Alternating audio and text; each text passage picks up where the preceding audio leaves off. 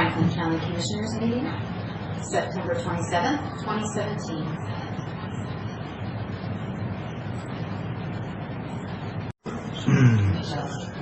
Good morning. It is 9 a.m. and here for our Wednesday, September 27th board meeting. We have the full board of commissioners this morning. Keith, our administrator, Karen, our clerk, and we do have an audience this morning. So our first item is Pledge of Allegiance. If you join me, please. I pledge allegiance to the flag of the United States of America and to the republic for which it stands, one nation, under God, indivisible, with liberty and justice for all. Thank you.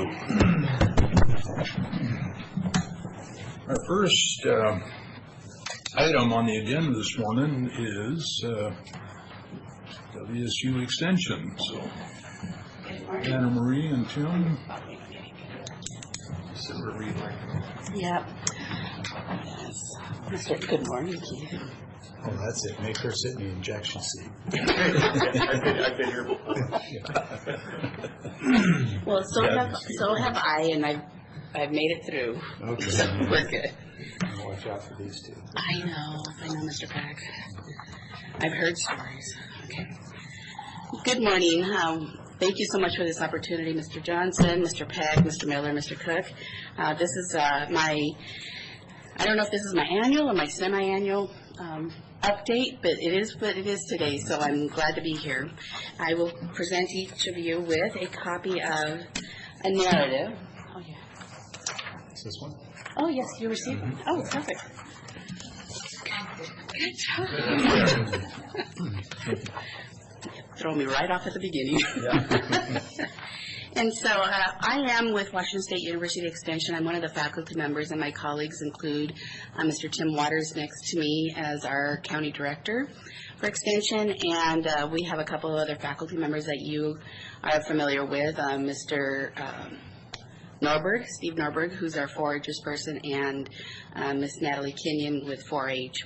My particular area of focus is on youth, family, and community engagement, and that's an area that I particularly have quite a bit of extensive experience working with. And what I presented to you today, this morning, is a narrative of what we've been doing, or what I've been doing specifically as it impacts our families in Franklin County. And as you will note on here, it says the purpose is strengthening family, youth, and community engagement, community through engagement, advocacy, and resource development. And the way that I've carried this through has really been a threefold approach. One, focusing on health, wellness, and active living across the lifespan, where some areas may focus specifically on youth or on early learners. My particular area when it comes to health, wellness, and active living is really looking at it across the lifespan. So from birth through senior living. My second fold area is looking at human and family development. And part of it is how do we help families stay together, and more specifically, how do we strengthen the skills or help them develop the skills necessary to impact and try to maintain that family unit. And my third area is looking at it specifically with community impact projects, and this is much more policy driven, and I'll talk a little bit more about that as I get there. In 2016, and I broke each of those three areas out, in 2016-17, with health, wellness, and active living across the lifespan, there's three programs that I looked at specifically, and it did considerable research to make sure that once they were either research-based or evidence-based, so meaning that there was some strong science behind what they said that the impacts could be. And then two, looking at it specifically and how can I adapt these programs so that I can really use it as a family approach, family-centered learning programming. And so three of the programs that we looked at specifically are Youth Advocates for Health, and you may hear that as YA4H. The other is Youth Voice, Youth Choice, and the third is Health Rocks. And each of those programs really look at and focus on health in a very holistic approach, and looking at it specifically how youth understand nutrition and health, and the importance of active living. But then looking at it from the family perspective is how do families, especially if there's high food security or insecurity issues, how do we help address that, and so that we can see where those areas or those gaps are, so that we can focus on those specifically and develop those partnerships with either organizations or agencies that can help us close that gap for the families. And all the meanwhile, still making sure that we have an opportunity to provide them with wholesome living and activities and lifelong learning opportunities. And I wanted to draw your attention to Health Rocks. And Health Rocks, just by the name, sounds like it's going to be something with health and nutrition. But Health Rocks is really focused on, it has a forward orientation, not prospect, but it looks at forward orientation learning for our youth.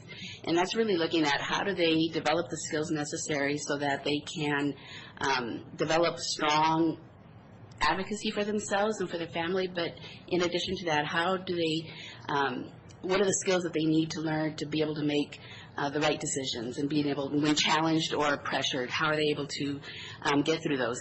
This particular program here looks at it from the perspective of drug use and substance use.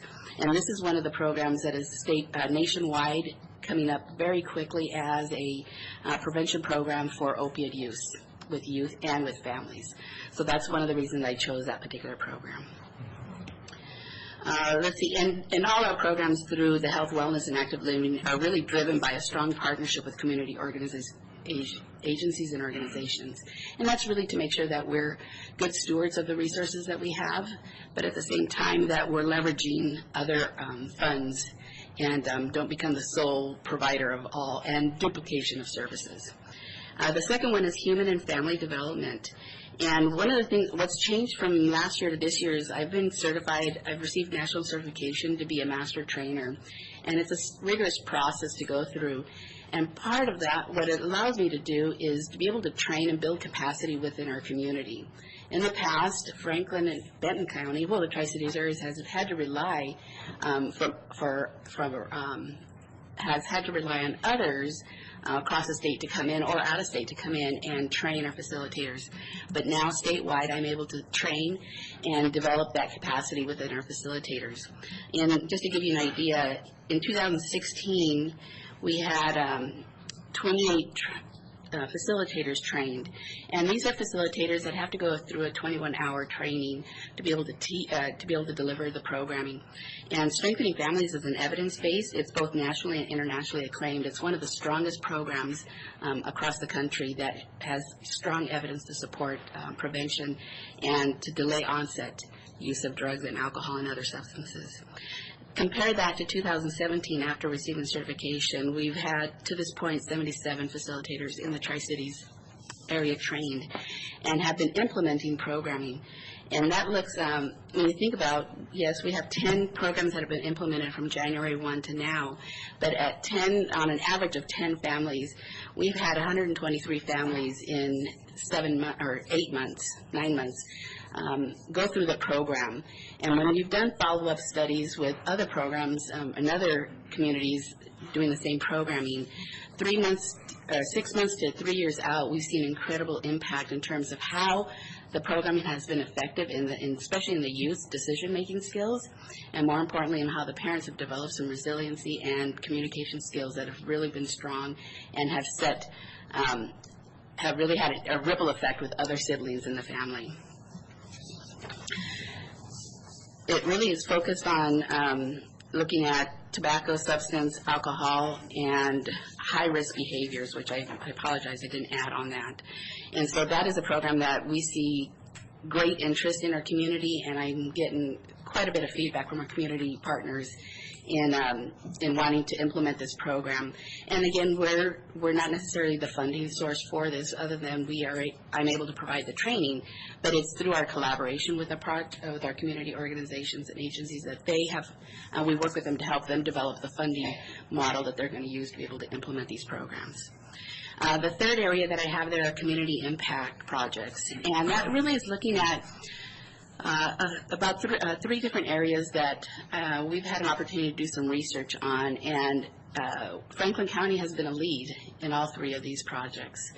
And if I may draw your attention to the policy impact and development research, this is, there's two major ones in partnership with the Department of Health, where they asked us, would you please, within your communities, help us identify some areas that we'd like to have more information on. And the first one was a marijuana health education project. And that one really was focused on how in this particular group, how are Latino families receiving and interpreting and understanding information related to marijuana use. And we did it for the parents. It was not done for the youth. But this was post Washington becoming legalizing recreational marijuana use. And so this report that went back to DOH has been used in policy development in terms of how they will develop their communication and advertising and information educational models and information going out. The second one is the strategies for effective eating development, and this has been this is a national study, federal study with USDA, in that we're looking at how we can help focus ourselves on childhood obesity prevention, and this is focused on 4 to 6 years of age. We're coming to our conclusion at the end of this year. In Franklin County alone, in Franklin County, just to give you context, there's only 2 areas in the whole country that were the sites for this, Houston and Pasco. And so in Franklin County, we have 200 families that participated, and what that is their family dyad, so it's always a mother and their preschool child. We have, through preliminary analysis of the data, we're showing some incredible response to it. We're seeing that through parental and emotional coaching has increased positively, and that's in that it indicates that parents were much more aware of their parenting and feeding styles and the impact on their emotional coaching during mealtime. And the process for this particular grant is that we're looking at in the next 6 months rolling out this curriculum nationwide. And so what I tell my families or my parents and kids that were part of this program is through their work and their participation in this project, it's having national impact. And so when we talk about acknowledgement, Franklin County, Pasco, Washington is high in that, because this goes into the National Randomized Controlled Trial sites. And so when they start looking to see which communities that are similar to the communities that want to do this, they'll pull us up, and then we'll be a contact and reference for, well, this is the demographics within our community, and this is how we were able to implement it. So we're placed on a national level there in terms of being able to help deliver and to create a context for this program. The third program that I have there specifically is our project is our stress and coping, and that was a multi-state with California and Washington State, and again it being very specific to Pasco, where we developed a curriculum and a science and evidence-based curriculum, and we have finished that, and preliminary results are very positive on that. We're still doing the data analysis both for the SEEDS and the stress and coping project here. But initial reports trend very positive on that. Again, this is a project that we're now looking at and seeking federal funding through USDA and a couple of other national sources, because we want to move that to the evidence-based side. And again, this is families that are directly in our counties, or in our particular area here in our Franklin County, that are having an impact on a national level. So we're grateful for those opportunities, and that we have a community that's very receptive and willing to participate. And gentlemen, that is my report at this time. What you may notice is that there isn't a funding or allocation source on this, and part of it is because we're just at the end of our reporting cycle, and so October 1, all finalized numbers and dollars will begin to be calculated. And so if you would allow me to, I would like to present that at our next meeting so that I can show you what the return on investment is. Any questions at this time? Good report. Yeah, I thought it was a good report. Mr. Peck, yes. I've got a couple. Yes. Under the human and family development, in all these programs, for example, you've highlighted that they're evidence-based, research-based, which is great. And we've had this conversation before, and I really appreciate that. And given that, and the fact that it's reading off of here, scientifically proven to help youth prevent or delay, I'm curious, are you able from the data to assign percentages to prevention versus delay? That is a question I should look into. Right off the top of my head, I don't know. I know that because it is a prevention part of it's the prevention side of it. I don't know that the original research was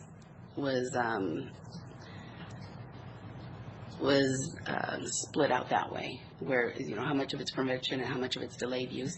We do have some data that shows 3 months, 6 months, 5 years, and 7 years out that we could present, and it's more on the delayed onset use. Well, sure. I mean, you've got a population for the study, and if you're able to scientifically prove it through the data, it would seem that that information must be in there. I don't know how it could not and still have a good data set. So anyway, so for my next report, I will go ahead and look that up for you and present it for you. Because I have the same questions with our adult drug court program, where they have a population of people who have gone through it, and they have a subset of that population of the people that they're able to track for a number of years, and then they have another subset of the population of people that they're not able to track. And early on, they were providing what I would just call it anecdotal data, not anything that was statistically significant or data defensible. But for a time, they were just simply not counting people they couldn't locate, but they were counting them as successes. Oh, yeah. And which is as different. a researcher, that's a little challenging, to put it mildly. So that's why I'm interested in that breakdown, because if the weight leans toward prevention, that's really great. If it leans toward delay, well, that's still good. But it's really a way to kind of get a better sense of just how good it is. Well, and I can tell you that just off the top of my head, when we talked about onset delay, where we are focusing on 10 to 14 here, one of the data points that I recall is that in 3 years there was the delay was from 12 years old to 17. And so it's not that there was so much of a prevention at that point, but there was an onset delay of about 5 years, which is pretty significant when they're especially thinking about their emotional and brain development. Right. But I can get that information for the commissioners for next presentation. I think it's good news either way. Yes. I just think that there's quite a spectrum there of how good it could be. Yes, I agree. And both the Health Rocks through the the Health and Wellness and the Strengthening Families are both approved statewide for statewide funding, and so we have a lot of community programs that are going, and especially now that we really have this focus on opiate prevention and education. These are two programs that are on the top of the list, and so that's why there's great demand for the programs. Okay. And on the policy impact and development research, you cited two efforts with State Department of Health. One was on marijuana health education project. I didn't catch whether this work was complete or whether it was an upcoming study. No, they were both completed. Okay. So both the marijuana health education project and the challenges, barriers, and impacts on teen fathers, both of those projects were completed, and reports sent back to Department of Health. And they're using those reports based on the study that we've done to develop policy. Is that something you could email me? Absolutely. Okay. Absolutely. Great. Well, interesting stuff. I've probably got a lot of other questions, but I'll save those for another day. Well, the good thing is I get to come back, so. I do want to just add in and agree with Commissioner Peck that sometimes, and I don't know exactly how he said it, but sometimes data, so many times I go in data, is who collects and what they collect, and it sounds good a lot. However, I have to agree that with you hitting the youth from 12 to 17, at whatever age that was, that is a good point on marijuana use. That is a good point, because all my studies show that by the time they're 19, the brain's developing, and it's a bad time, you know, from then on with the legal laws and stuff, 21, they can do what they want. Yeah, it's no longer prevention. Yeah, exactly. So, thank you. Thank you. That was a good Thanks. report. Thank you, gentlemen. Jim, do you have Oh, anything yes. for us this morning? No, just here to listen to Anna Maria and get a good update. He's my cheerleader. Correlation versus causation. Absolutely, absolutely. Thank you. Thank you, gentlemen. Thank you, Mr. Johnson. The next item on the agenda is Bureau of Land Management. Lindsay? Good Good morning. morning. Good morning. Thanks for your time. I'm Linda Clark. I'm the district manager for the Spokane district. For those that you may not know, it's BLM lands, Spokane district for the entire state of Washington. And then Lindsay Babcock is the border field manager for the BLM lands that are encompassed, that this area encompasses. So we just wanted to come and meet with you today and give you an update on some of the things that we've been working on for the last couple of years. I know I've met a couple of you in the past on the Juniper Dunes access road, so it's nice to see you again. We have a couple things.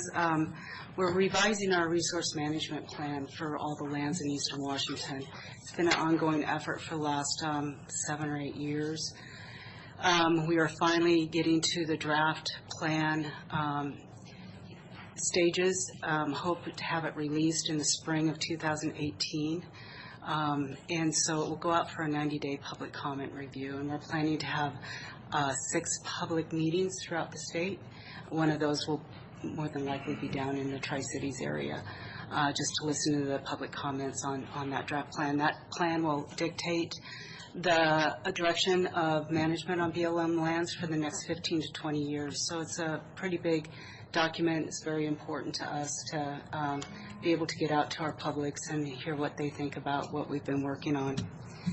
The other thing that... Excuse me, Linda, Yes, do you mind you if we bet. ask questions? No, not at all. So it looks like the resource management plan work is under NEPA, and I don't recall scoping meetings down here. Weren't they held? They were held, I believe, in 2010 and 2011. Oh, that's why I don't Yeah, remember. it's Okay. been a while. So these things take a long time to, Do you have sort of a target date for a recorded decision? it will be in 2019. So the draft will be released, 90-day comment, we'll respond to comments, so the rod should be in 19. Okay, and your draft EIS, you think is, well, it's already completed. Okay. Well, That's we're the putting the preliminary. final touches on it. We're going through, like I said, like it mentions, the solicitor's office and our Washington office for review. Okay, and it sounds like the no action alternative is off the table. The no action alternative is based on our 1987 resource management plan. Yeah, it kind of speaks for itself. Yeah. Okay, thanks. Yeah. Also wanted to give you an update on the Eastern Washington Resource Advisory Committee. That committee, probably from 2012 to 2015, was not active. Since 2015, we've made a concerted effort to bring that Resource Advisory Committee back into Eastern Washington. They act as our advisors for, right now we're having them working with the Resource Management Plan, and Lindsay will talk about a little bit more. We would like them to focus on the Juniper Dunes area, and they have developed a subcommittee to look at that, but they haven't done anything yet. Yeah, because I know I was appointed to that committee I know. several years ago, I know, and you're right, from 12 to 15, it sort of drifted. right. And then once it actually started getting going, I was only aware of one meeting, and I was in Olympia doing other business. Okay. So if there's been others, maybe we could check the email list, because I haven't heard anything. You bet. The next one is going to be October 26th in Spokane, and we can set up a conference line. Hey, Keith, you don't need me at those budget meetings, right? But I will make sure that you're on the I mailing appreciate list for that. Thank you. You bet. And that advisory committee, like I said, is very important to me. It represents a cross-section of the public, and it's a good sounding board for the BLM. We have had one meeting I think last winter in Spokane, and we had a meeting in Yakima about a year and a half ago to talk about the Yakima River Canyon and the management of that area. So, so stay tuned. We're moving forward with that. Question? No, I think you kind of cleared up, where we've been going and where we're heading and what's happened in the last couple of years. So we're just waiting for Juniper Dunes to open up. I know, me too. The other thing, I have mentioned here is that we've been going through a pilot with Northern Idaho and then the Spokane district, and we're now managing both of those districts together. So I manage Northern Idaho and Eastern Washington, and it's the cost savings to the public. And so we have a joint management team for both states, and it's working quite well. We've been doing it now for about 2 years. And so that's all I have. Lindsay, talk about Juniper Dunes and where we are with that and a couple other things locally. Sure. Good morning, Commissioners. So as you know, we've been working with you all since 2014 with Franklin County and Federal Highways on the Juniper Dunes Access Road. We are ready to offer the right-of-way over the 3.2 miles of BLM land and issue our decision as soon as we hear that the private land has been secured by Franklin County. So we're hoping to hear something soon. We also recently secured an additional $140,000 that was just funded an agreement with Franklin County this week to pay for fencing along the right-of-way on public and private, and also to implement the pedestrian trail that connects Smith Canyon up along the main roadway. That was one of the design features we'd agreed on would be critical for public safety. So that just happened this week. You're probably not surprised to hear that our recreation trends in the dunes are continuing to increase. We're seeing about 15% continually, and we expect that to really bump up once there is public access. Right now, we've been counting about averaging 30,000 visitors per year to the dunes. And I've heard projections from, we expect that to increase by 60 to 100,000 people a year, so that would be substantial. Between the dunes and the Manhattan National Park, we may just be overwhelmed with visitors. Yeah. So that ties in directly with how critical partnerships are to us. Our Spokane office is about 2.5 hours away. And so we have really been relying on partnerships to help us with management in the Juniper Dunes. This past April, we had a really successful work day with a large number of OHV groups. The groups are consistently dedicating time and effort, to just improving the management down there. And once we have legal access to the Juniper Dunes, we can do a much better job facilitating and encouraging those types of work parties. Right now, we're in kind of an awkward position to promote activities down there without legal access. We do have a law enforcement agreement in place with the Sheriff's Office, and that has been critical to providing emergency services and patrol in the dunes. We also have suppression agreements in place with the rural fire districts 3 and 5 that border the dunes area. And so basically what that means is that our resources are available to assist the fire protection districts with no expectation for cost reimbursement. And what that also means is that a response might not come from us, but it could come from any one of our interagency partners through the Central Washington Interagency Communication Center. So other than that, we wanted to give you, we've had quite a bit of change with our management and personnel in the district, so we've got an updated contact list here for you all. And I also just wanted to, see if you all are interested in us or myself coming down here once a year, twice a year, just regularly to continue these updates for BLM and see what else you're interested in from us. I think that'd be great, because it's been, I wouldn't know the last time you were in this office, if ever. Been a long time. So that's one of the things we've been focusing on the last 2 years, especially the last year, is reaching out to all our counties that have substantial BLM lands. So. You've met Matt, I'm sure, with the Public Works working on the property out there. I'd certainly agree with Commissioner Cook about having you come visit as often as you'd like. It's an important topic for us, and Juniper Dunes not only is a popular, well-known place right now, and I don't just mean in our county, regionally. You know, people come from all over the Northwest to use it. Once we get good access into there, I think you're absolutely right, it's going to really expand, and I think that communication is going to be even more important when that happens.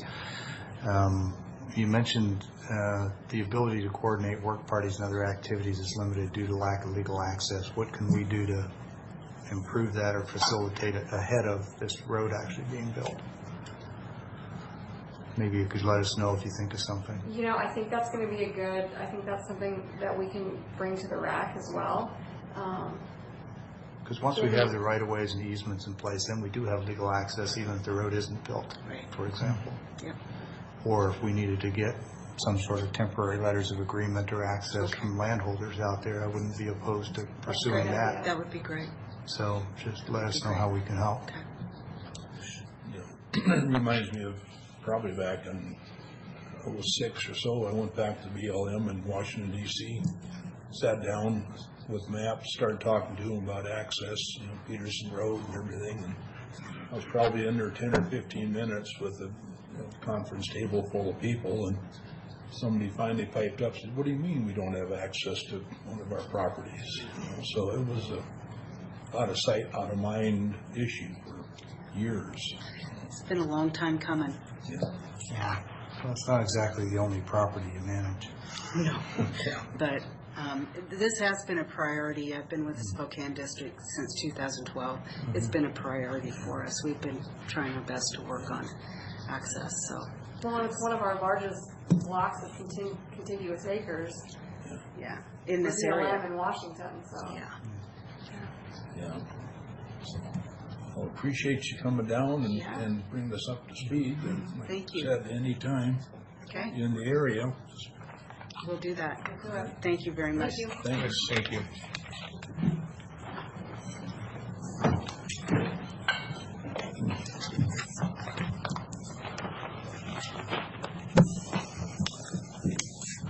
That brings us to our discussion with Kyle on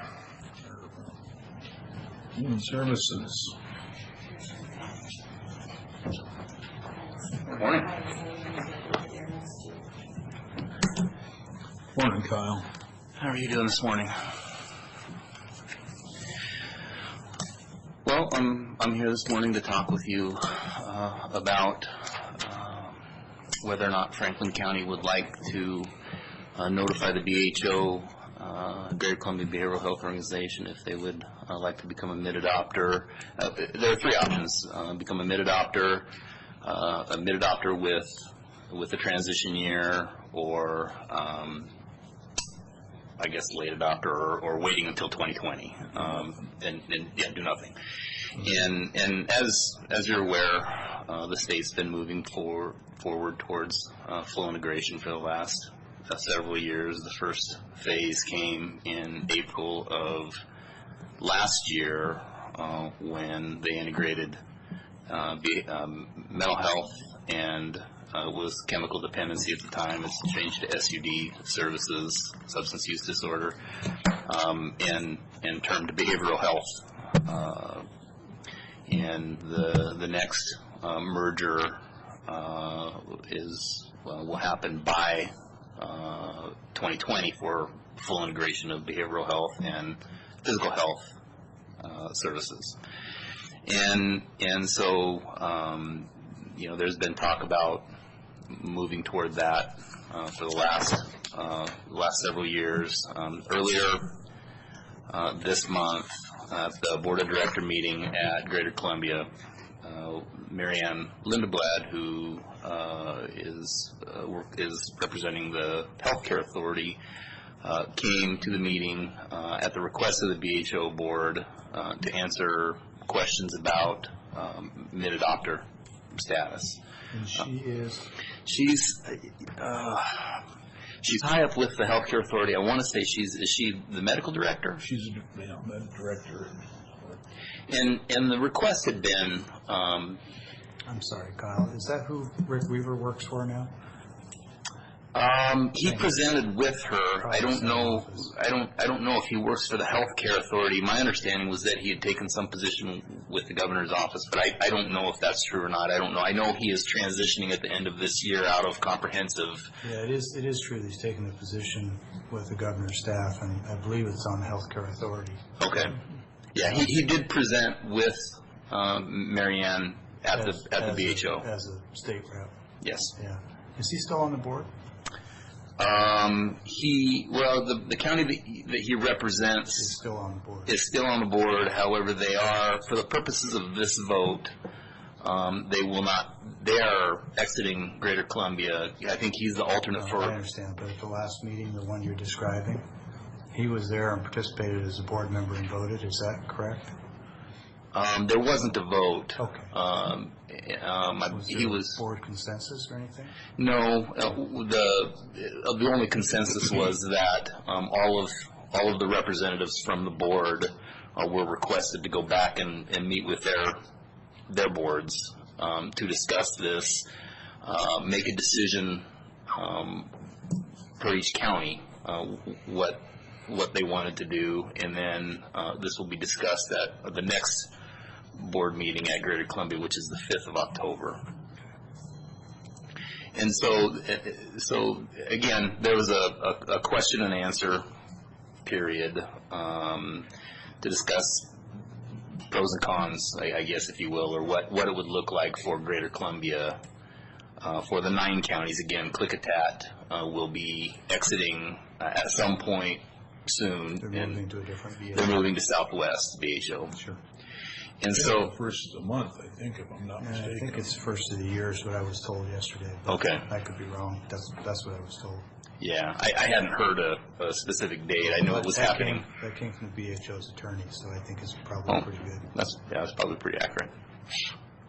And so,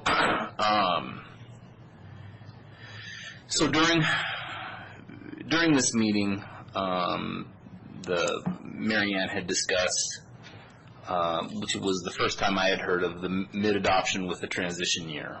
And essentially what that is the BHO, and it would have to be unanimous for all counties that make up Greater Columbia Behavioral Health Organization, that they would all choose to become mid-adopters. If one county chooses not to, then the entire BHO will simply wait until 2020 and in the January 1st, 2020, when it happens. Take what happens. Correct. Yeah, and so there had been discussions about what the benefits of becoming a mid-adopter would be, and again, with the transition year. Mid-adopter status come January 1st, 2019. All functions of the BHO they're divided. The Medicaid part of the BHO would go towards, would be directed to managed care organizations, and we haven't worked out which managed care organizations and how many will be. That's what would happen during 2018, and then the ASOs. Care organizations are the actual providers under the MCO. They will be the insurance companies. They'll hold the contracts for the So they're really providers. MCOs. Yeah, they're MCOs. They'll essentially be performing the contracting functions with local providers that the BHO had done for Medicaid clients. So under the mid-adopter, starting, did you say January 1st of 2019. 2019, is that the mid-adopter or the mid-adopter with a year delay? That's mid-adopter. Mid-adopter, January 19, the MCOs take over. Okay. Yes, and all functions, the BHO would cease to exist On that date? On that date. What about the ASO? When would it gear up under the same? It would have to gear up. It will gear up at the same time. Okay. And essentially, what will happen is that the ASOs will be responsible for non-Medicaid dollars, so any state or federal block grant money. Yeah, I pretty much got that piece. It's largely the crisis response mental health. Correct. And is our BHO looking to become the ASO? There has been talk about that. That hasn't been decided yet. The main focus was on mid-adopter status. Although the decision whether or not to become, you can see how obviously tied. They're tied, yeah. The decision as to whether or not the BHO will become an ASO, that'll happen within the next couple of months. It has to happen by the end of the year. But it's a separate issue. It's a separate issue. But it's a separate issue, but the timing is driven by this decision because they happen at the same time. Yeah. So the readiness of your mental health community to provide crisis services is an element to consider, whether you put that on them January of 19 or January of 20. That's where I was going. Correct. Yeah. And so essentially everything, the mid-adopter without the transition year, everything would transfer over January 1 of 2019. The MCOs would take over for the Medicaid population, and the ASO would take over for non-Medicaid and crisis services. The mid-adoption with the transition year was, the first I'd heard of that was at this meeting earlier this month.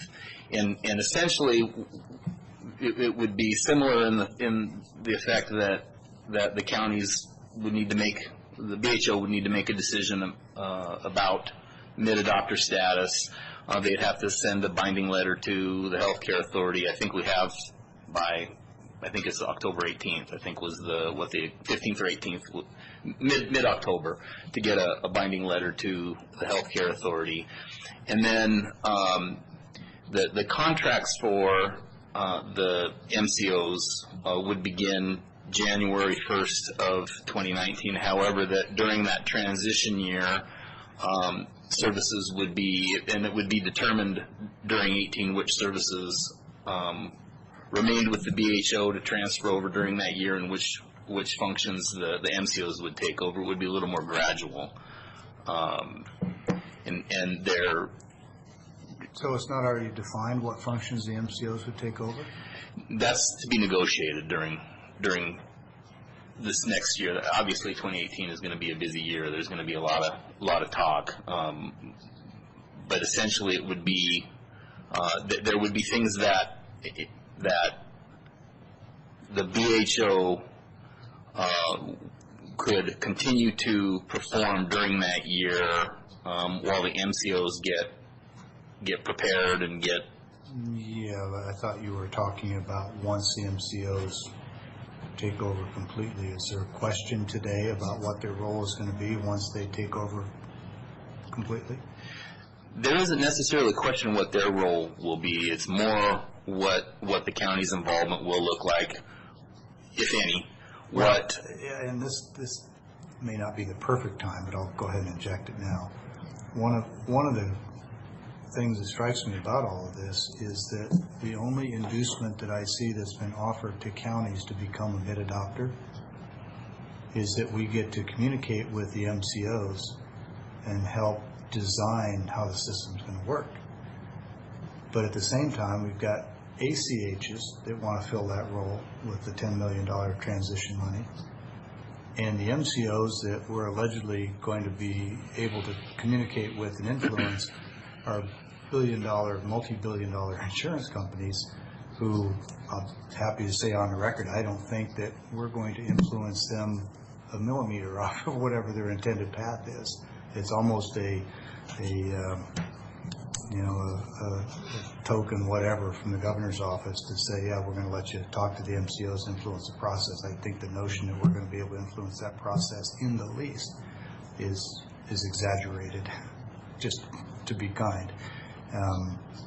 So that's the only inducement I see for doing it. If there's some other inducement, maybe in the course of today's discussions, you could enlighten me about that. And then the other thing that occurs to me is that Mr. Weaver, who I have referred to many times, and you know my position on his multiple levels of conflict of interest, but I've always been careful to point out that I don't know anyone who questions his professional technical expertise. In fact, he's regarded as one of the best, if not the best, we have in the region. And perhaps that's why he's been hired by the governor's office to work on these issues. But what I find interesting, since we're talking about whether we should or should not be a mid-adopter, it was Mr. Weaver, the person we looked to as our guru of expertise on this, who I think a year and a half ago was saying that, no, we should not be a mid-adopter. Now he's been hired by the governor's office, he's saying, no, we should be a mid-adopter. Any idea why that's changed? I know you can't speak for him, but maybe you know something I don't. You know, I don't. He and I haven't spoken directly about it. So you gave 3 options. Actually, there's a 4th, correct? And that would be, you gave 3 options. There's 3 options, yeah. There's a 4th, and that is we can do what we were going to do before and get somebody else to make the plan. Well, It would break everything up. You have 9 districts, your grade behavior, everything would be broke up, though, if we did that. Because you have to have the 9 to agree with these 3 steps to continue on, correct? all 9 counties would have to agree to become mid-adopters for it to happen. Have you got any idea how that's going to work? There's 9. Of all the 9, is there going to be 1 or 2 that reject this and throw it out of the water anyway? Or are you looking at it's pretty favorable that it's going to be 9 counties? You know, I don't know anything for sure other than that Benton County and Walla Walla County have both indicated that they intend to direct the BHO to contact the healthcare authority that they want to become mid-adopters. I don't know definitively what will happen with the other counties. And we have to give this permission to 9 counties by what time, or this a decision by what date? The board of directors at the BHO agreed that we have to notify the healthcare authority by October 18th. However, the request was that between the last board meeting and the next board meeting, which is October 5th, that it be brought to each county board of commissioners for discussion and a decision by our next Greater Columbia board meeting. Right. Well, as time goes on, it seems like we get limited on our choices, and we've got to do something. And I think other counties may be seeing that too. Now, there's no other plans out there that you've heard of from other counties, correct? No, and I think and I think that was kind of a common point of conversation at the last board meeting, is that perhaps these are things that we should have been having more detailed discussions about prior to that. Months ago. Yeah, however... We're not talking about whether to adopt or not. We're talking about when to adopt. Correct. So the question of counties doing something individually is long since gone away. Well, not necessarily. Well, it is, because if we adopt, it's either a mid-adopter or a mid-adopter with a year delay, we're adopting. If we don't, then we get adopted in 2020 to whatever plan is put in place by the people who did pre- and mid-adopt. Yeah, now, my understanding, and this comes from the conversation earlier in the week I had with Commissioner Miller, he'd asked me about kind of the needs assessment, what we had been talking about over the course of the last months to a couple of years, and whether or not the money that was going to be directed, if the BHO goes mid-adopter, the money that would be directed to the ACH would be something that could be used to essentially do that. And I didn't have the answer for him, and so I had contacted Carol Moser with the ACH and specifically asked her if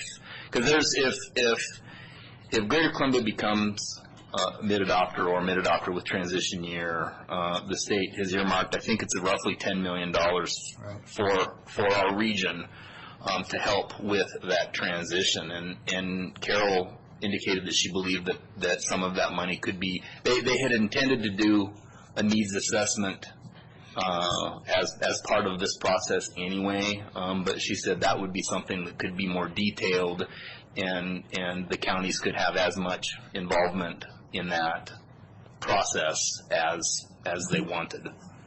So the point I'm trying to get to, though, is if we don't choose one of these, we don't have any options but to wait till 2020, which I think is wrong. We could go get a Leon Evans or somebody and make our own plan and go forward ourselves. But that has been passed and gone.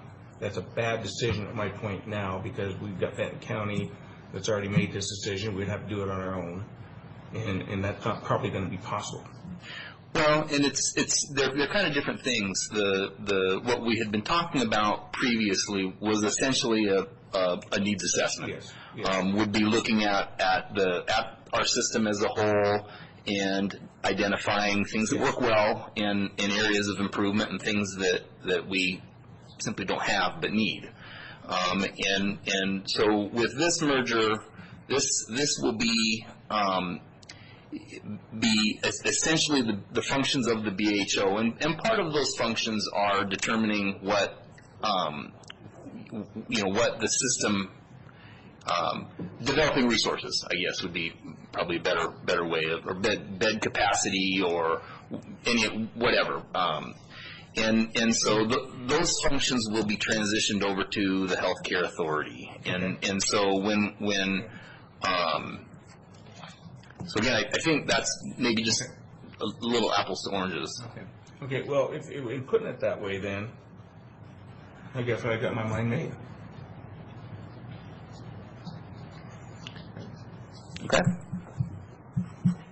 So Kyle,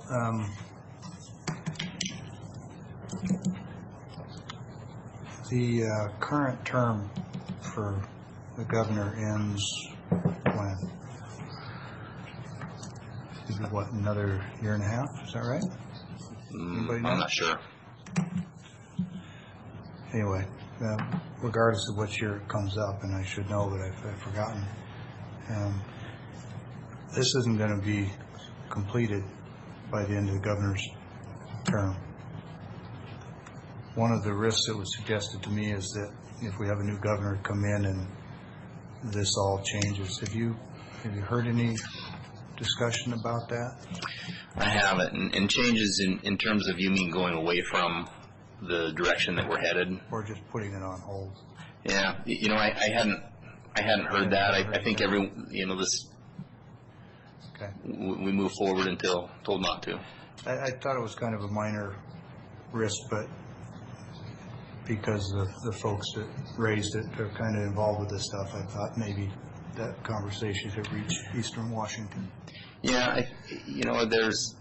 Maybe we could talk for a second about the ACH, Affordable Communities of Health, so that people know what ACH is.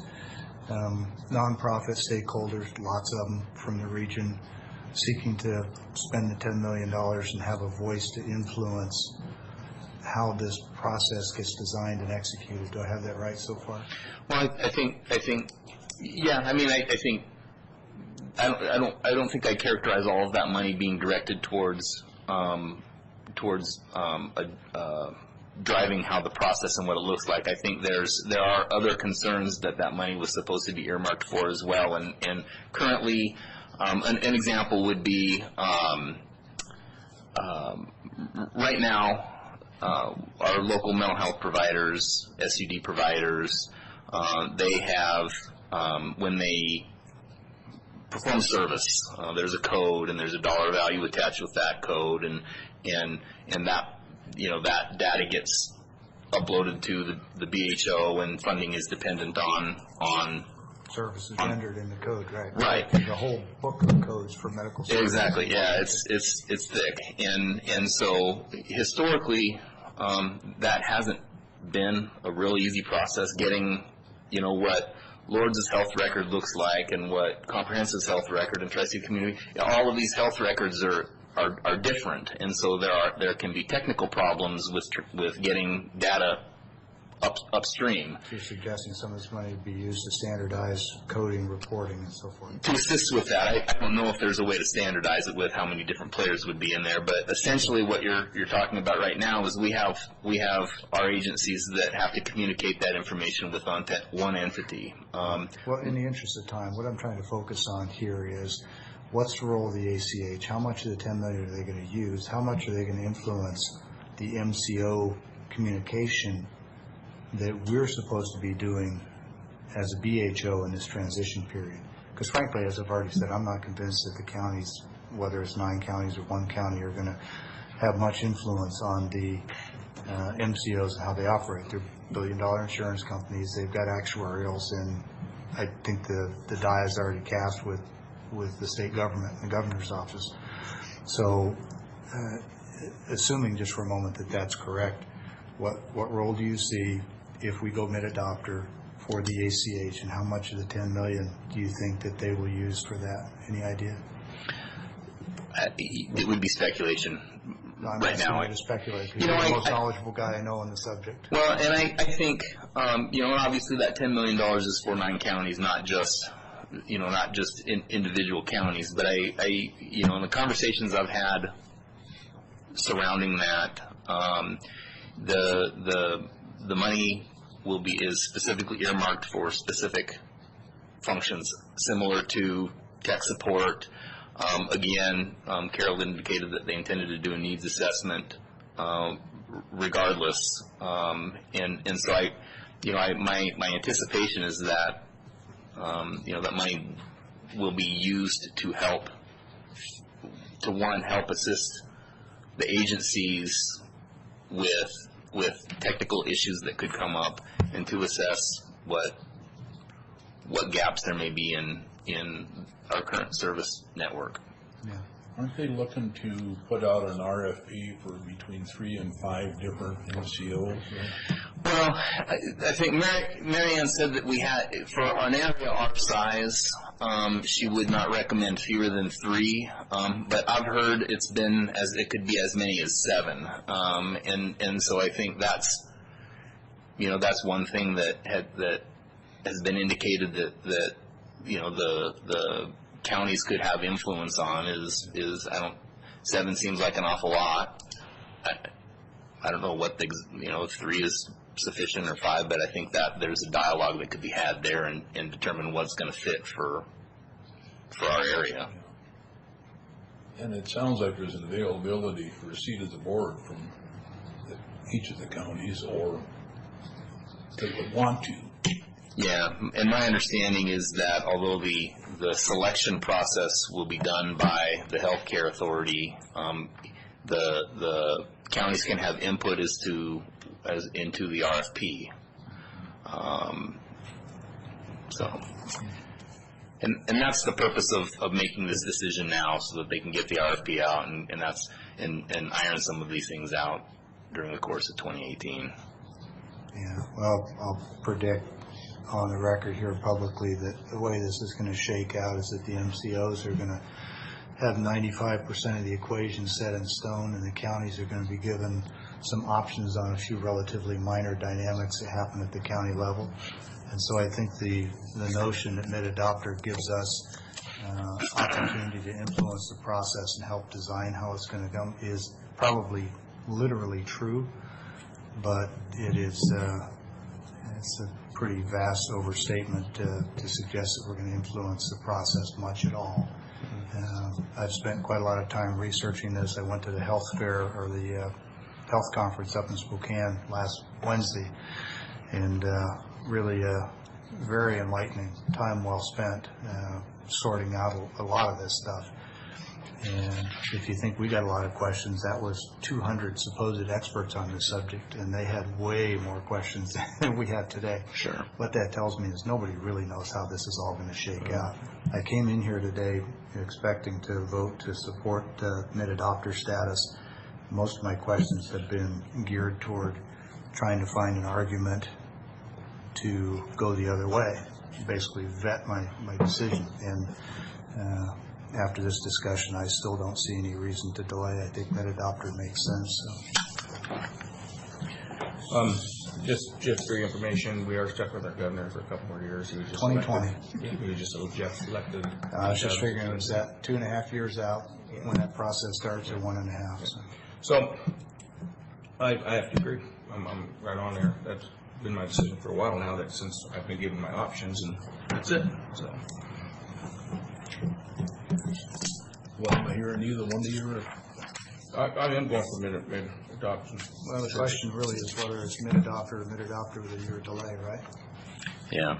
Well, yeah. And transition. Yeah. Yes, that's the question. That's one of them. Yeah. What, just so that everybody's clear about this, what's the obligation on the board in terms of actions that, well, not on the board, on the county, Actually, I need you to back that up because the BHO will still exist. So if we go with mid-adopter, what obligations come with that either for Franklin County or for the BHO? Just so that we're clear. Yeah, and I think some of that, I don't know that I can fully answer that question. To be 'cause determined, I get that. Right. And that's a really, really bad answer, but unfortunately, it's the same answer if we don't mid-adopt. Right. Right. Yeah, I think, I think the board of directors for the BHO is made up of one county commissioner for each county representative, and so there will, to a degree, there will have to be business as usual until, and that may become interesting, I think, the closer we get to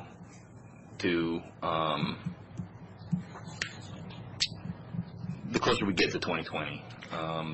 And so there will still be decisions that need to be made. I think the board, and again, I guess part of my problem is I don't really know what that's going to look like. I think some of that is hopefully we'll have determined in the next few months. To be determined. Yeah.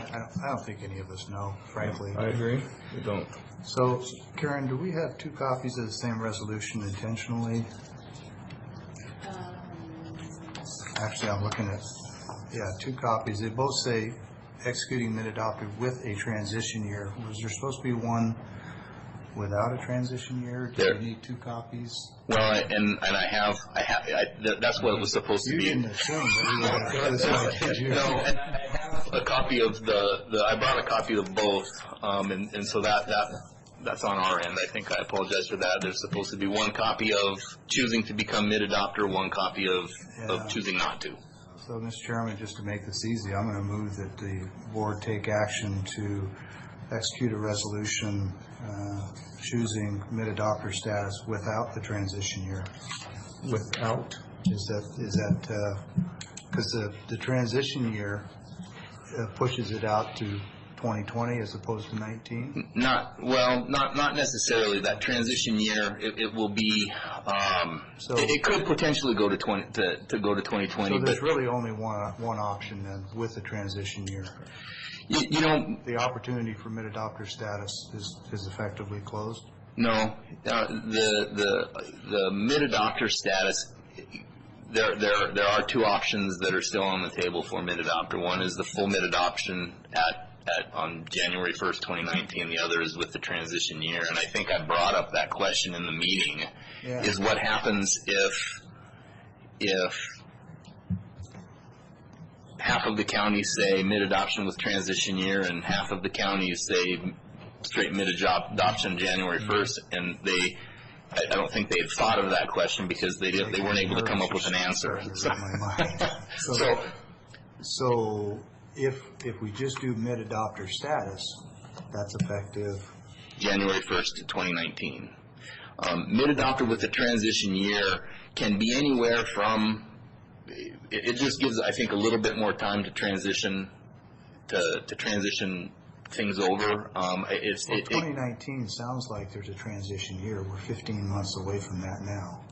Yeah, but the transition year would be all of 2019. So there could be timelines that these functions will be transitioned over by February of 2019, these by June, and everything by August. I got that. So really what we're talking about is, do we do this transition throughout 2018, or do we wait and do it throughout 2019? That seems to be what the choices are. Yeah, although the contracts, regardless of which way you go, the contracts for Medicaid services will be with the MCOs on January 1st of 2019. Right. It's just there are additional things with. Does that mean that we can't do any transition till January 2019? Well, January 1st, 2019 is kind of the magic day. There wouldn't be any. Is that the day by which transition should be complete, or when it starts? No, it's more contract language, and there are functions that the BHO that would be addressed in the contracts can continue to do during that transition year. While they're ramping down and the MCOs are gearing up, I think there are other things that maybe I don't, I'm like, in terms of Medicaid reserves and Isn't it an option to transition in 18 with a target of January of 19? yes, And what do we call that? that's mid-adoption. That's what I'm proposing. Is there not a resolution for that? There isn't. I apologize. I didn't bring the third resolution. I should have. Why are you against the transition year, Brian? Transition period, I should say. No. Yeah. There's a couple of different reasons, and I wasn't going to raise them, but since you've asked and it's a fair question, I'll throw it out there. I think our BHO is largely dysfunctional, and we're spending hundreds and hundreds of thousands of dollars a year to maintain that organization. I think it has been presented with irrefutable evidence of serious legal conflicts of interest and has chosen not to deal with them. I could give you a list of a few other reasons, but frankly, I think the sooner the BHO moves on and we make this transition, the better. Not really something I was excited about sharing publicly, but it's a fair question, and that's the reason. It's one of about three, but that's the chief reason. So your question earlier was, what if it splits half and half to buy the transition, or vice versa? They didn't have an answer for me. Yeah, you didn't have the answer for you, but that's our situation. So we at this point don't know which way it's going anyway. So we just need to make a motion on this. And well, I've already made a motion for resolution for mid-adopter without the transition. Right, you did. And you know, I'm willing to. You said you've got to have a formal decision by what, October 18th or something? Yeah, they had requested by October 5th for the next board meeting. We have to notify the healthcare authority by the 18th in writing with a binding letter. And so at the last board of directors meeting at the BHO, the request was that all the counties have a decision by the 5th. Well, what's next Wednesday's date? The 5th. Fourth. I suppose we could allow time to get the answer to that question. But there's two options out there, and you aren't going to know what the other counties have done. But the two that have gone transition year with the transition, the two, Benton and Walla Walla, have gone transition year. Correct. Have they been presented both options? I would assume. I know Benton County was. Benton County was presented with three options, with the same three options that we've talked about here. Yeah. Well, you understand, of course, my question about what are the obligations or what are we actually being asked to do were predicated on, is that something we can realistically do in 18, or do we need that extra year? And so far, nobody I've talked to has been able to say what we actually have to do to make that transition. And it kind of feels like you're just pushing it down the road because nobody knows what to do, I guess. I don't know. You got a better explanation for what we're actually expected to do in the transition? I don't. I'm sorry. My understanding is the MCOs pick it up. The BHO becomes an ASO. The BHO's responsibility potentially becomes the ASO. Right. The BHO's responsibility, cost of the public, scope, everything goes like this, and it focuses on the non-Medicaid and crisis piece solely. So if that's really what it is we have to do, I don't see that as taking 2 years to do, and there's a significant cost savings to the public. But the question about, if some of the other counties go, with a year or without, I would say if everybody votes to do a mid-adopter, then that's going to satisfy the state in the interim, and we go back and ask people, where they are with transition year or not. I'm sure there's going to be some that are just going to want to put it off as long as they can for whatever reason. I'm not excited about putting it off any longer. There's no second on your motion. I don't think you're going to second. Okay, well then I'm going to make a new motion that Franklin County becomes a mid-adopter with the transition year. I would second. Further discussion? All in favor? Aye. Aye. And for the record, I vote no.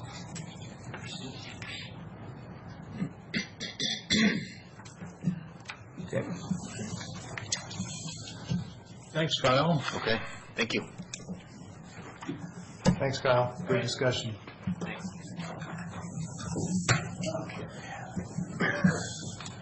Keith, I think you're up, please. Yes, before you is a request for an interbudget transfer of $77,855 from the contingency account to corrections.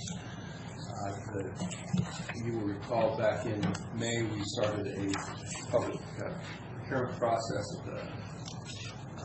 seeking an architectural firm to research what it would take for us to complete the repairs in the old part of the jail facility and some modifications even in the new facility to accommodate the terms of our settlement agreement for our class action litigation. And with that approval of that contract to KMB Architects, they've spent the summer preparing a draft report. We've had several meetings with them to discuss the results, but the work product that they've put together, we are obligated under contract to pay for. We did not include that in our budget as of last year, so we're asking the board to approve the transfer of the contingency corrections to cover those invoices. The $77,855 is only an unusual number in that was the cap set on the contract, and we currently have a bill from KMB Architects. I think it's just under $60,000, so there will be an additional invoice coming in. After, assuming the board wants to go ahead and approve this transfer, then there will be about a little over $100,000 still available in our general contingency account. What do we start out the year with in contingency, Pete? We started out with just over $245,000. We've spent,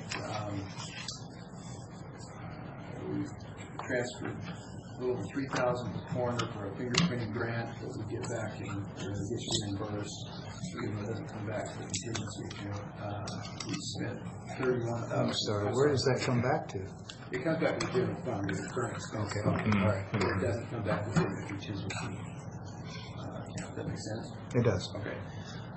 We spent $31,000 on the Juvenile Justice Center roof, cost sharing that with Benton County. We've already done some repairs to the jail, some cuff ports, in some of the doors of the jail for almost $16,000, and some locks on some of the jail doors for not quite $11,000. There was a request for $3,000 to cover costs of expeditions that was not included in the original budget in this request. Okay. Mr. Chairman, move for approval of Franklin County Resolution 2017-287.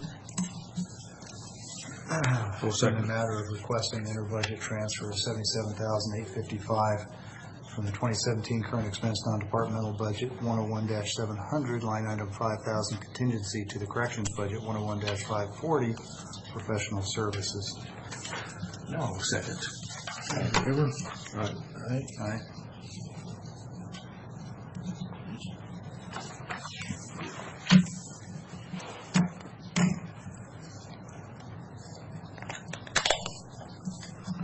Lauren. Morning.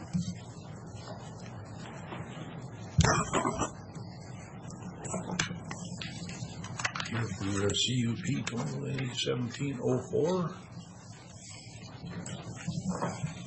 Great. What we have in front of you is an application for conditional use permit 2017-04, which is to request to establish a brewery tasting room proposed to be called the Paper Street Brewing Tap House.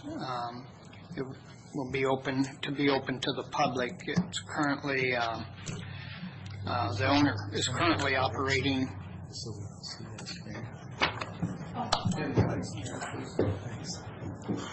It's currently proposed to occupy an existing structure on the farm. There's a current brewery operating in a building on the farm unit that's utilizing right now kind of a farm access that's on the Bureau easement. So as part of the proposal,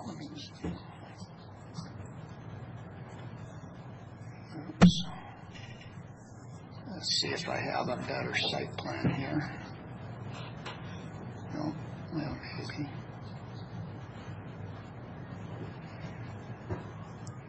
Current access is coming down along the Bureau right-of-way, and as part of this proposal to change it from farm use to public use, they'll have to put in a separate, distinct access outside of the Bureau right-of-way. As primary issues with that one. That would be a private road or a county road? It'd be a private access corridor. And what would the surface of that road be? It's currently, I think, proposed to be gravelled. Okay, thanks. And then they would establish parking lot in the area and then convert and get building permits to convert the existing building over to a brewery type building that's suitable for public access. So they'll have to do some building permit improvements, fire code improvements and things to convert it over for an occupancy rating for the public. Commissioner Cook, do you mind if I ask about 2E2 at this point? No, go ahead. So you just told us that that's going to be a public access road. It has to be created because the current access is on Bureau right-of-way, and that public access road is going to be gravel.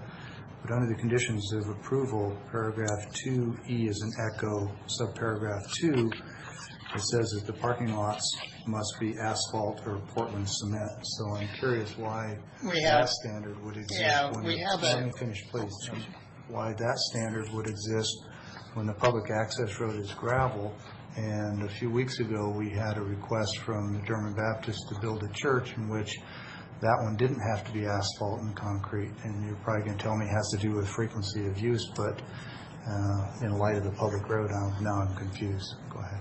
Yeah, the nature of the use for this one specifically triggers, it's customer-based, so it's, in other words, more general, open to the general public for more of a commercial type activity than the church was. So is Vineyard View. Pardon?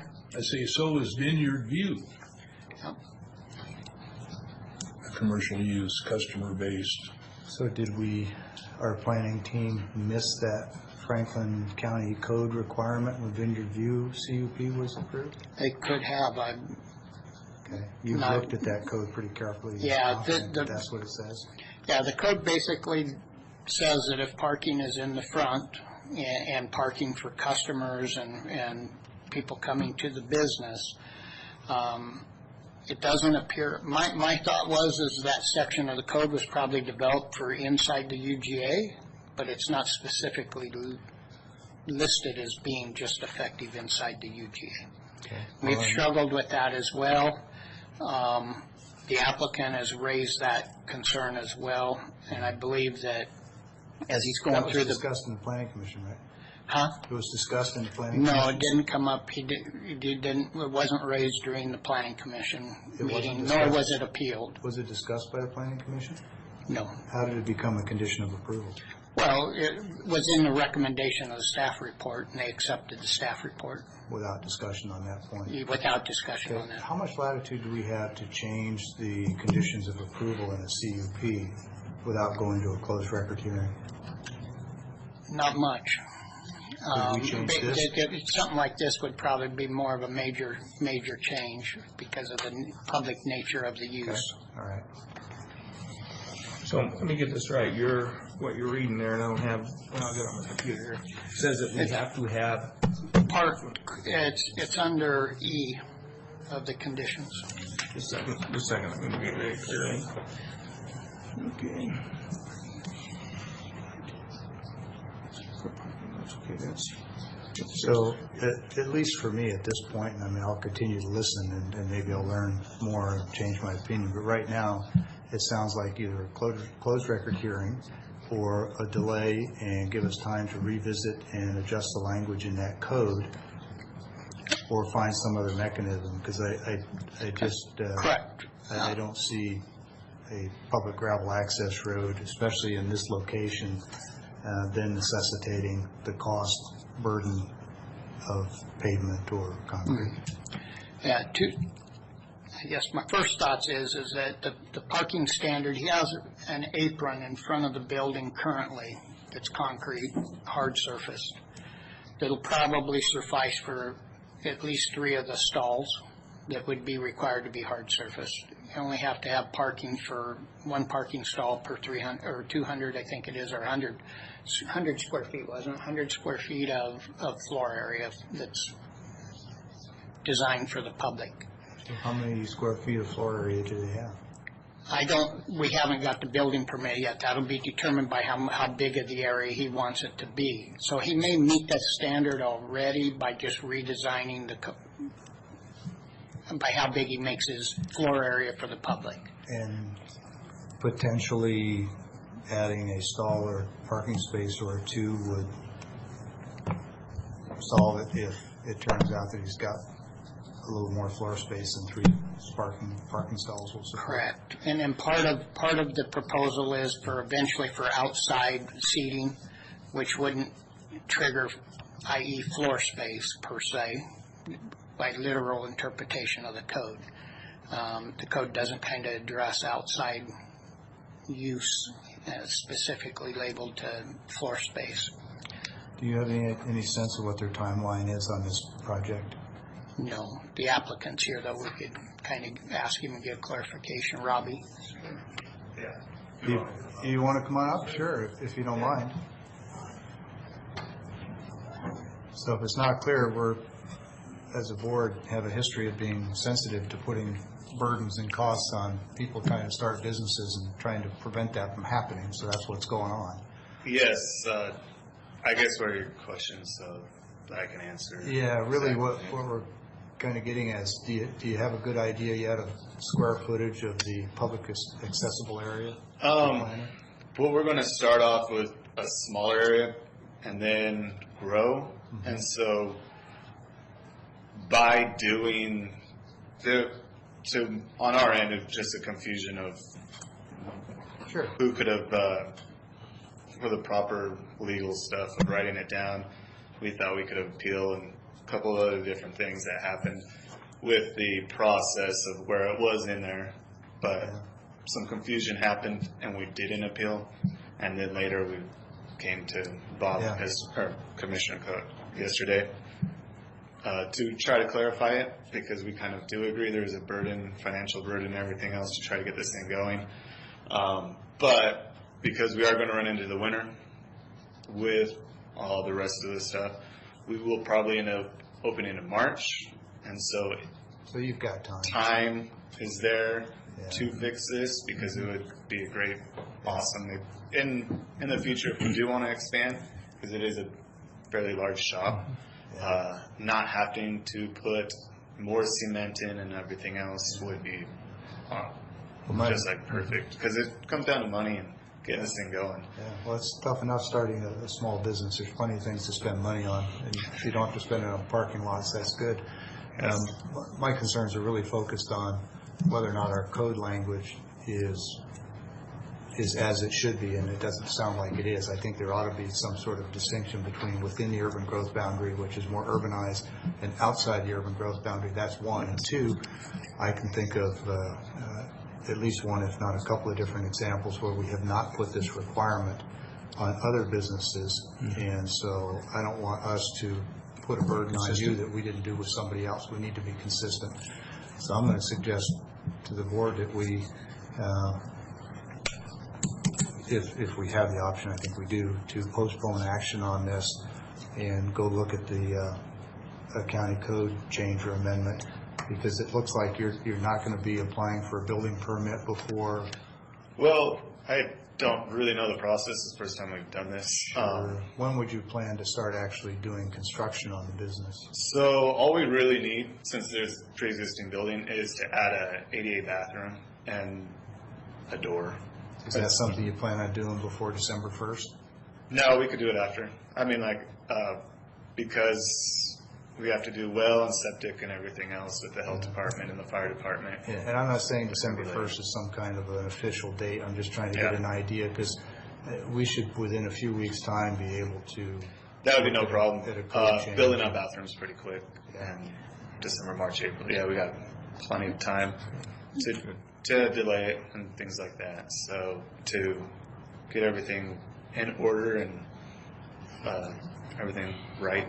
So Lauren, if we did a change to that code that makes that requirement, and we put some variable in there, whether it's the UGA or something else that you think of that's equally effective. There may be a couple of options to address this, and one is, since he does have enough concrete out there, hard surfacing now for up to 300 square feet per se. Yeah, but I really don't want to put a limit on the square footage, because he's going to want to expand in the future, and then that could kick in a requirement to pave the whole darn thing. So yeah,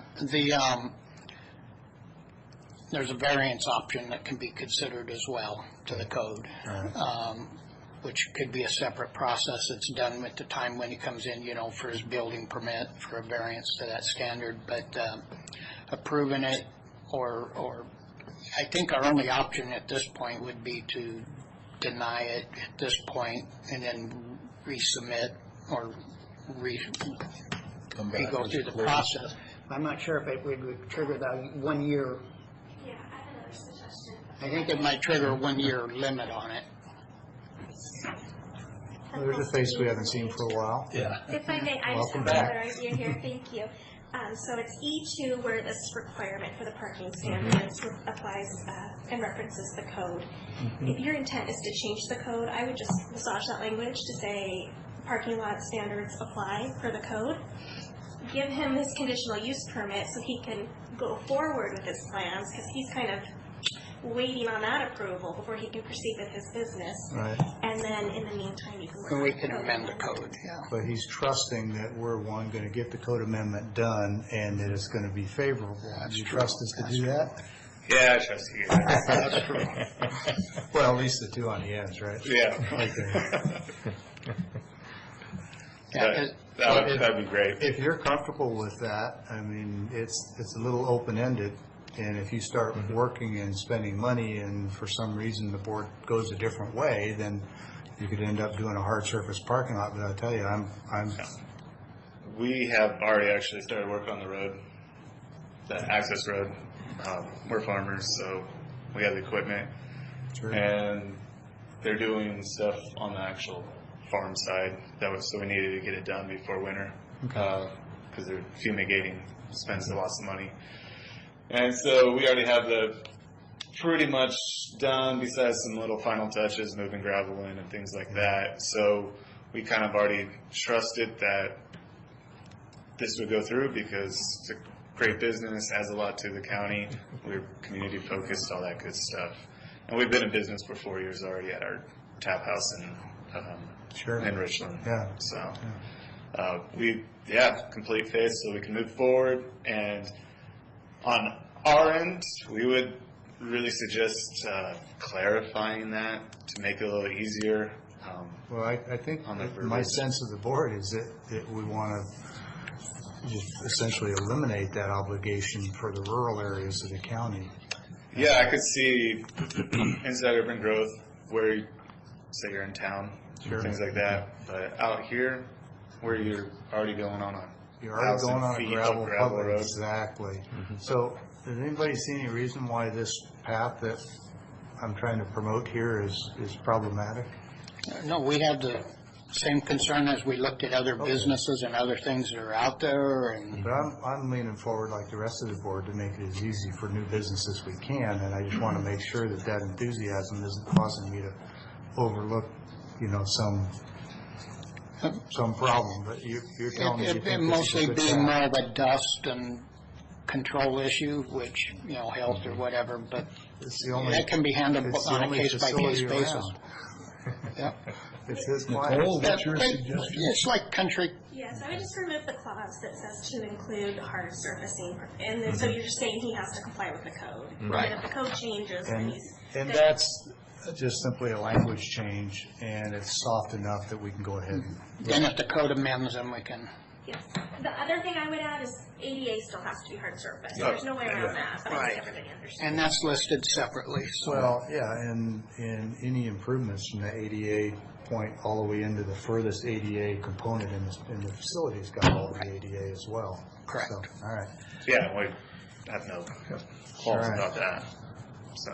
Well, if you're comfortable with it, then we'll get creative here and find a way to make this happen. Really appreciate that. Mr. Chairman, I move for approval of CUP 2017-04, subject to the 6 findings of fact and 9 conditions of approval with the following stipulation, and that is that condition of approval 2E is an echo subparagraph 2, which reads, the parking lot standards contained in FCC 1778-90 and 1778-120 will apply, and then it goes on from there. That the change would be to simply end that subparagraph after the word apply and strike everything else in that one sentence. I'll second that motion. I have one more concern, I guess, on item 9 of the conditions. It said that this permit applies to, shall be for the above named individual, or is there is no above named individual. Yeah, it was a copy over from the staff report, so that would be the applicant, which is the intent there, that it'd be the applicant, which would be, I got it on the deal, Burns, Are you the Burns family. Are you sure that it's not cited in here by I gotta name look. of the business? No, I've looked through it a couple of times, and it's Paper Street Brewing Tap House is listed, but not the named individual. Mr. Chairman, So would it be issued, Matt, in the name of the business or the name of the individuals? My understanding of Washington law is it's the individuals. yes, and with the resolution that was presented for the board, the draft resolution, the second, be it resolved, is giving the chairman the ability on behalf of the board to sign the conditional use permit. And it is on that the name of Robert Burns is listed as the applicant. And those conditions are the same in that document that's attached with the resolution. So above named is technically not correct, but it's at least covered in the CUP, so Correct. there shouldn't be any question about who it was issued to. Correct. Yeah. Good, thank you. Thanks, Matt. Any further discussion? All in favor? Aye. Aye. Sure you can't open a little sooner? Like this afternoon? Bring a sample? Yeah, bring a sample. All right. Extension guys bring us apples. I mean, Yeah. although they didn't today. I noticed. Okay, you're up, Matt, please. So I'm sure that Lauren and the staff can explain, but just so that we're clear, that everything's approved and our intent is to change that Franklin code so that all you really need to do with that gravel and the access is to meet the emergency vehicle access requirements, and they'll give you the rest of the details.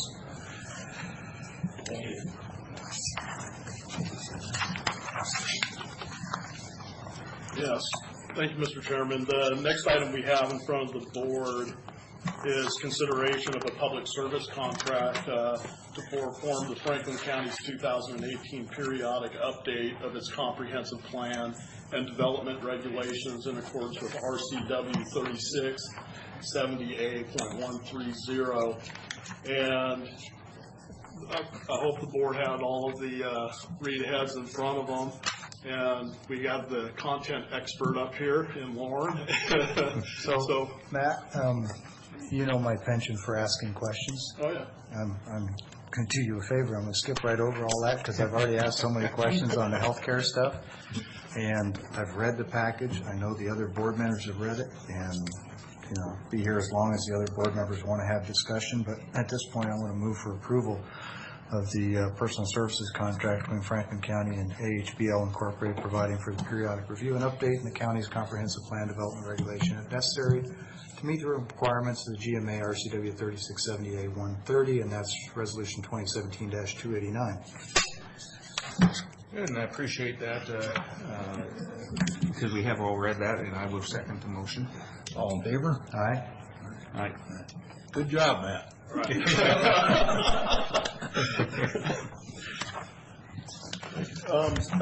It's an obligation of state law. You're hiring a professional contractor to do it. It's been through at least the three of you. We've all read it. And the termination clause made me sleep well, so we're good. Before I step down, I just want to let the board know we have the Bureau of Land Management in here and want to know that we are proceeding very well with the acquisition of right-of-way. The board is fully aware of the landowners out there. We do have one landowner that we are going back and forth between its management team and Chicago, where the right. So that's taking a little bit of some of the same folks that were had a lot of questions on Peterson Road. Yes. Okay. Correct. Right. Yeah. So, but it's going good. We're looking at actually recording one of the documents this week. Good. I was pleased to hear BLM say that they were going to fund all the fencing, public and private, which it just makes sense for efficiency and consistency, and there's, it was good to see that. It's good partnership. Yeah. Good. Thank you for your time. All right. Thank you. Public comment. We have some comments. Seeing none, want to pay the bills? Commissioner? Yeah.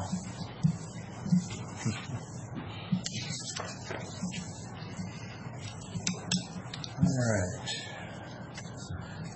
Mr. Chairman, move for approval of fund expenditures in a total amount of $87,811.85, dated 9/27/2017, reviewed and signed by 2 members of the Auditor's Office, also reviewed and signed by the County Administrator.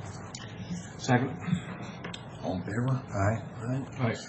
And move for approval of county roads and motor vehicle expenses, total amount of $145,376.79. And note that this has also been reviewed and signed off by 2 representatives in the Auditor's Office. Second. All in favor? Aye. Aye.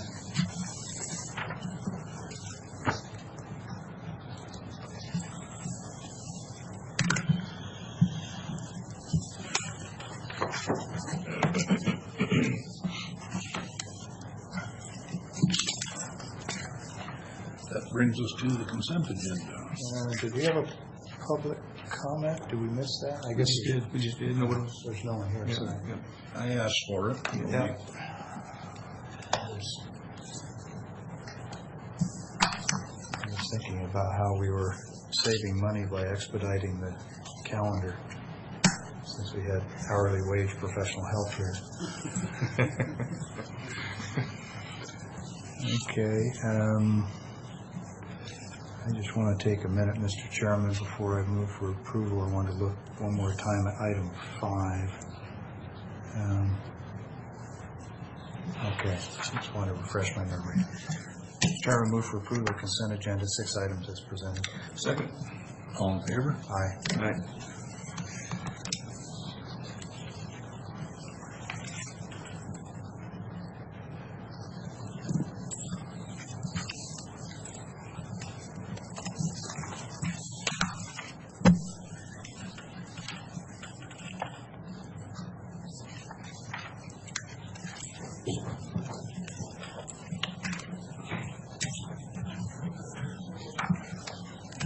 Short consent agenda. Keith, what do you have for us today? Got a couple of items, nothing for that requires vote or action, but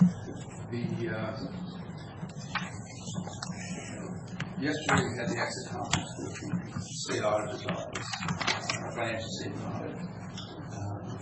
There is some written comments that will be forthcoming. The report actually will be signed probably today or tomorrow. Just wanted to let you know that had been completed. We received a clean audit opinion, unmodified audit opinion. Is it? Clean bill of health, is that Yeah. 2016? Yes. 8th year? Yes. And just for the record, I commend all those in the county as part of it. Commissioner Cook, what was your comment? 8th year, the auditor said it was a clean audit. Oh, all the media guys are gone now. Great. Secondly, the Bennett Franklin Health District has written us a letter of inquiry about our level of support for a syringe exchange program at the Pasco facility on Clark Street. And this is kind of informational at this point. We're still gathering some information. We recognize the city of Pasco is probably affected by this as much as the county is, even though it's a county facility. So I'm curious to get your input. Yeah, I'm sorry. Do we have any decisional authority, or are they just asking for an opinion? If we say we don't like it, they may or may not listen to us. I'm just wondering if this is really in our wheelhouse. Because sometimes people get confused. They talk about Board of Health and they see 6 county commissioners sitting there representing the 2 counties. But when we're sitting there, we're not county commissioners. We're members of the Board of Health. It seems to me that that's a separate entity. Nice of them to ask, but I'm not sure it's in our bucket. That's correct. That's where the vote takes place in the decision. The letter just asks if you'd like to provide feedback about the project proposal. And so if you, as commissioners of Franklin County, want to provide some feedback, I'd be happy to collect that and submit a letter back to the health district.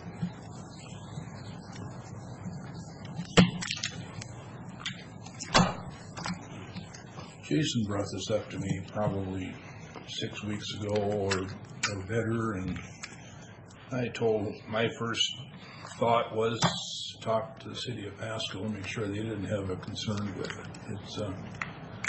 It's a 4-hour-a-week into an obscure door on the I think it's at the northeast corner of the building that goes into a individual old office, storage room office that will not, not have to go through the front door.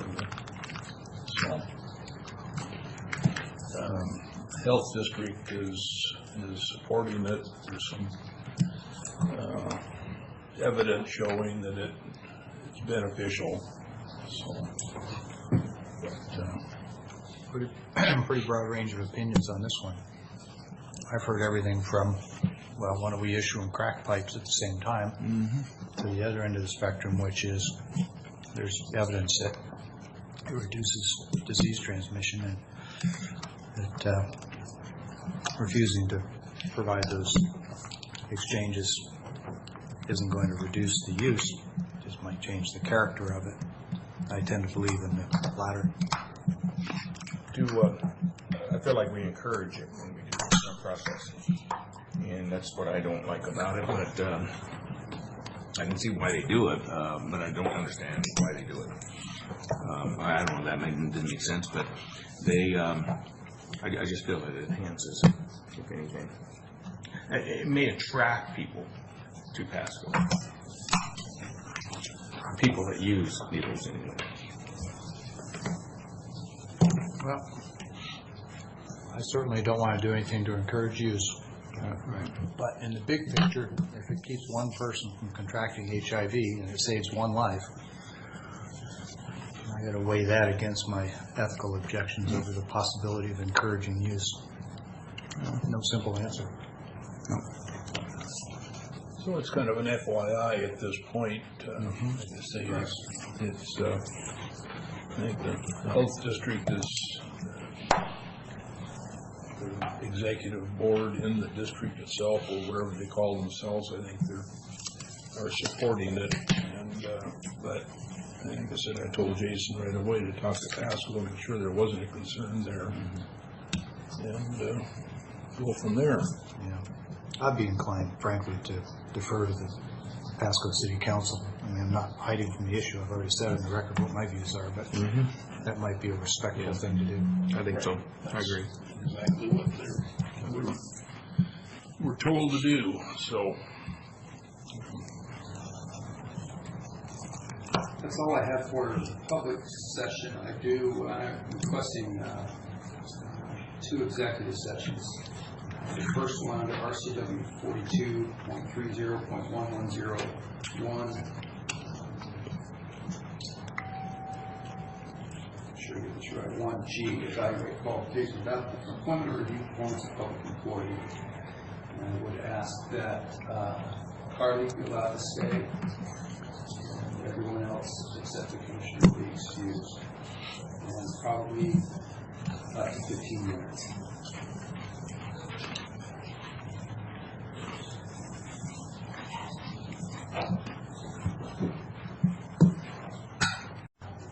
Okay, we finished our original 15-minute executive session. We need an additional 15 minutes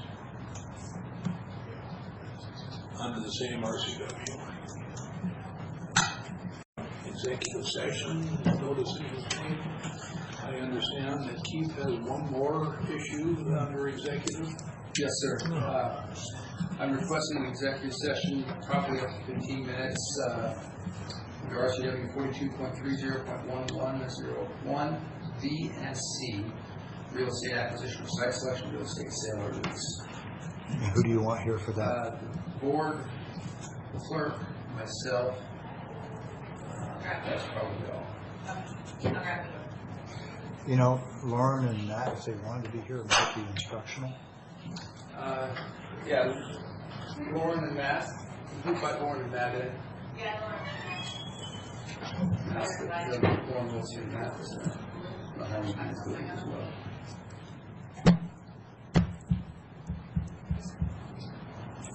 Is Lauren still out there? Yeah. Thank you, Bart.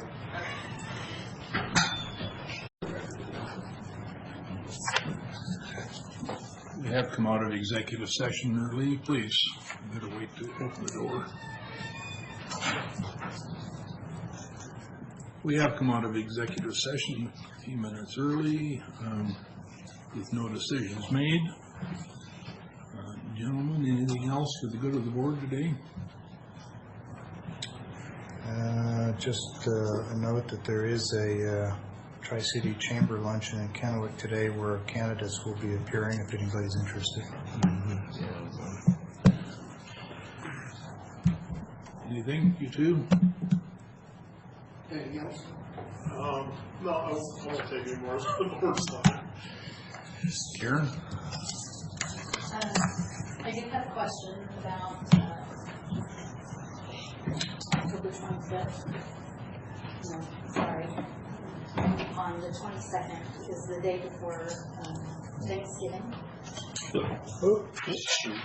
We are having WASAC meetings through the 15th, so there will be no meeting on the 15th. But on the 22nd is the day before Thanksgiving. Do you propose to have the meeting on the 20th? I think that's kind of what we had. Historically, we do them on the Monday before, if there's a meeting, and if we get a week or two out and there's no business, then at least one year I know we canceled it, so, but we typically move it to that Monday. Okay, I just wanted to clarify. Thank you.